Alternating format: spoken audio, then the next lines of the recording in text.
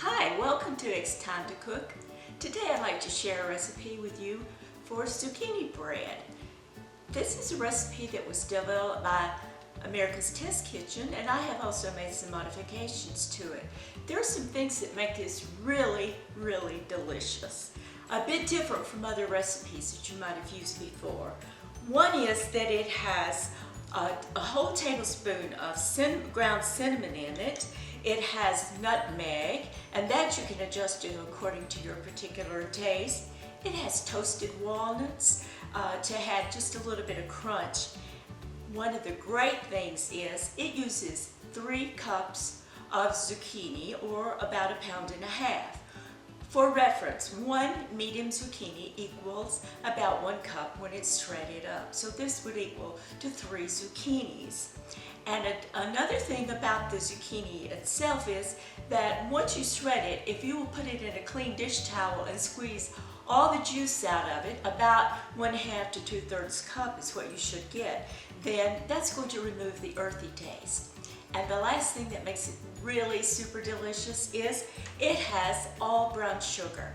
The brown sugar has molasses, and that combined with these spices is going to make the most delicious recipe of zucchini bread you've ever tasted.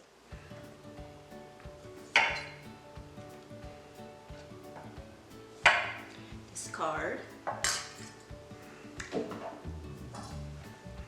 My tip is, go ahead and grate that zucchini right onto the cloth. So I'm going to use this flat grater, and I'm going to use the largest holes so that I get a larger piece. You can also use a food processor, or you can use a box grater. I like this flat grater because it's easy to store. The zucchini is all grated. Take the 4 corners of the clean dish towel, bring them up together in the center, hold it over the sink, squeeze the water out. 1 medium zucchini equals about 1 cup. Most recipe calls for 1 to 2 cups of zucchini. The liquid is drained from the zucchini. Notice how I saved a bowl, nothing to wash here. On to the next step of preparation. Mise en place, or pre-prep, is one of the most important parts of food prep. I have 3/4 cup of toasted walnuts. They're toasted so that it brings up the oils and the flavor of the walnuts. I'm using a serrated knife, which makes it easier to cut nuts. I'm going to set the walnuts aside until I'm ready to use them in the recipe. This is our dry ingredient prep. I have measured already 1 cup of all-purpose flour. The Family and Consumer Science teacher in me wants to show you how to do the 2nd cup. For baking, I was taught, and I teach, to scoop from the container with a scoop or another measuring utensil so that the cup is filled to overflowing. Take a flat-edged spatula, like a knife, go chop, and then level across the top. And I'm going to put this down onto wax paper with my other cup of flour. Notice, no mixing bowl. This is one of my tips for you. When I bake, I almost always do my dry ingredients on wax paper, unless they can all be done in a bowl and then add wet ingredients to them. To the 2 cups of all-purpose flour, I'm going to add 1 teaspoon of baking powder, 1 teaspoon of baking soda, 1 teaspoon of salt, 1 tablespoon of cinnamon, so this is going to have lots of spicy flavor to it, and 1/4 teaspoon of nutmeg. You could increase that to 1/2 teaspoon if you like the flavor of it.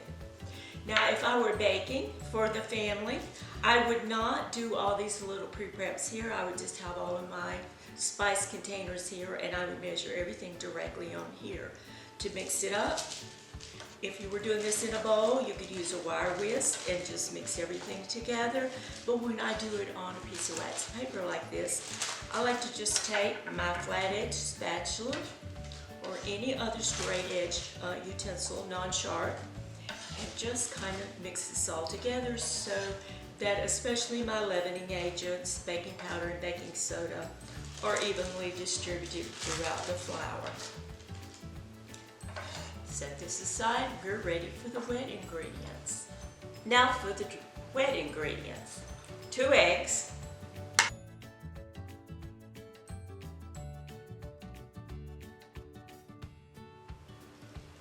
fished out a little bit of eggshell by using the other half of the eggshell,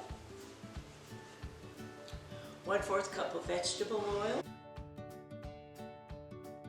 These are large eggs also. 1 1/4 cup of packed brown sugar, 1 teaspoon of vanilla. Whisk, combine these ingredients.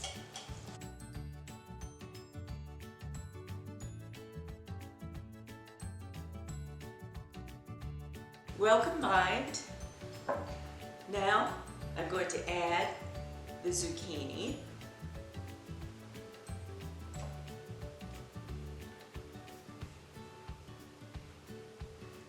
Fold the zucchini in.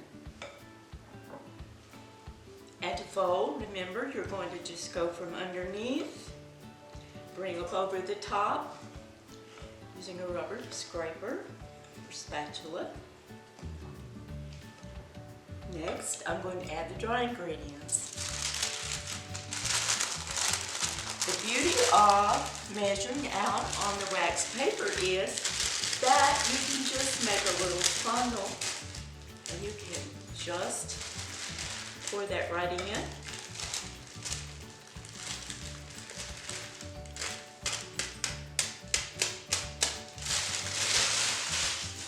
Now simply fold the dry ingredients in.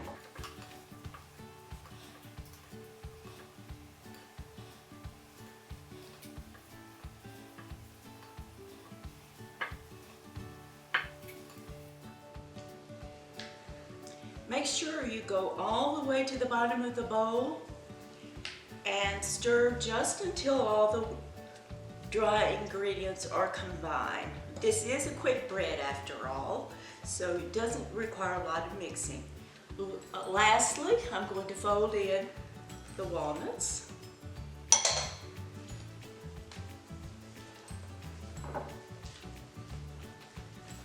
This is going to bake in a 325-degree oven.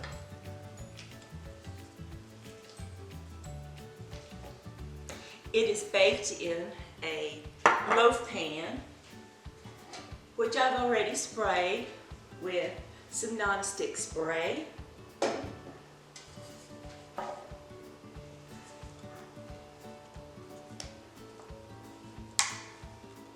And the loaf pan is 9 by 5 inches. You could also use an 8.5 by a 4.5. And if you use the smaller loaf pan, you want to adjust the cooking time by about 5 minutes. So this should bake, depending on your oven, for about an hour to an hour and 15 minutes. Once you get it in the pan, just do a little shake so you level it out. And lastly, 1 tablespoon of granulated sugar, and I'm just going to sprinkle that on the top. This is going to help give a drier top to the zucchini bread because sometimes zucchini bread tends to be just a little bit gooey in the center and on the top. Ready to go in the oven.